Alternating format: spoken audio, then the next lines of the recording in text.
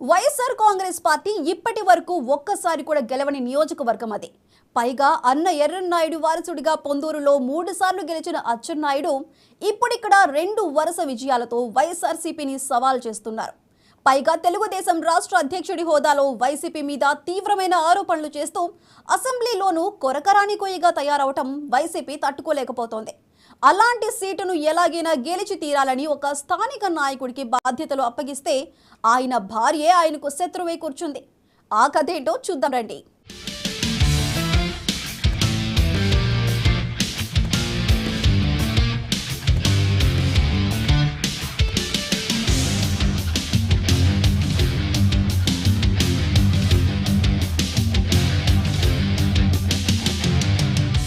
శ్రీకాకుళం జిల్లా టెక్కలి నియోజకవర్గం పేరు చెప్పగానే 1994లో నందమూరి తారక రామారావు అక్కడ పోటీ చేసి గెలవటం గుర్తొస్తుంది. మొదట్లో 3 సార్లు తెలగ కులస్తులు గెలిచినా ప్రధానంగా ఇది కాళింగుల నియోజకవర్గం.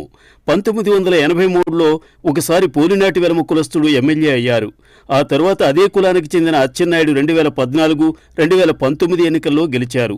నందిగం, టెక్కలి, సంతబొమ్మాలి, కోటబొమ్మాలి మండలాలతో కూడిన ఈ నియోజకవర్గంలో తెలుగుదేశం 8 సార్లు, కాంగ్రెస్ 5 సార్లు గెలిచింది. కులాల వారీగా చూస్తే కాళింగులు 9 సార్లు, పోలినాటి వెలమ 4 సార్లు, తెలగ 3 సార్లు ఇక్కడ గెలిచారు.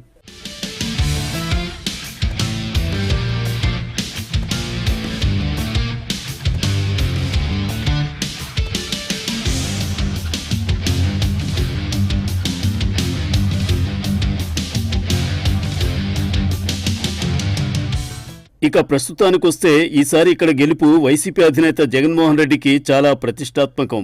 టీడీపీ కంచుకోటగా పేరున్న టెక్కలి నియోజకవర్గంలో గెలిస్తే వైసీపీ తొలి బోణీ కొట్టినట్టే.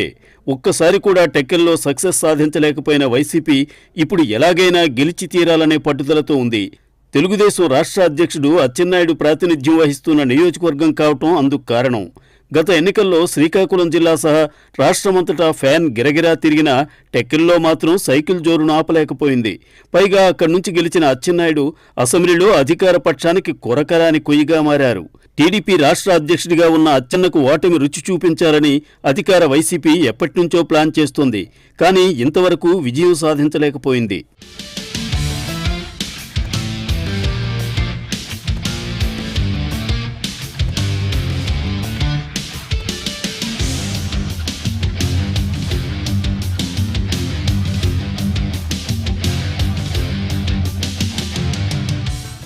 జగన్ స్కెచ్ వేస్తే తిరుగుండదని అంటారు.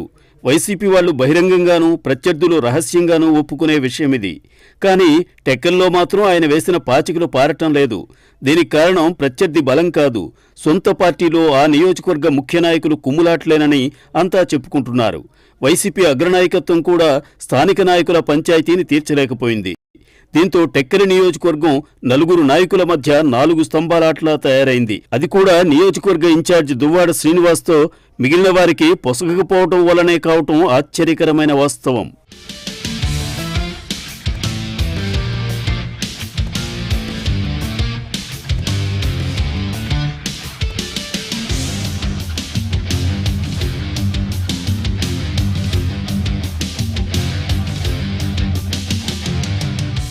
చెప్పులోన రాయి చెవిలోన జోరీగా అంటూ మొదలుపెట్టి ఇల్లాలి పోరును ఇంతింతగాదే అని వేమన తేల్చి చెప్పినట్టే దువ్వాడ శ్రీనివాస్కు ఇంటిపోరు కూడా అతిపెద్ద సమస్యగా మారింది. గత ఎన్నికల్లో సిక్కులు ఎంపీగా తలపడిన దువ్వాడను వైసీపీ అధినేత జగన్ ఎమ్మెల్సీని చేసి టెక్కలి బాధ్యతలు అప్పగించారు.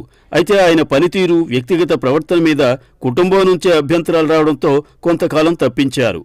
ఆయన భార్య వాణికి టెక్కలి సీట్ ఇస్తామని చెప్పిన పార్టీ అధిష్టానం మనసు మార్చుకుంది. మళ్లీ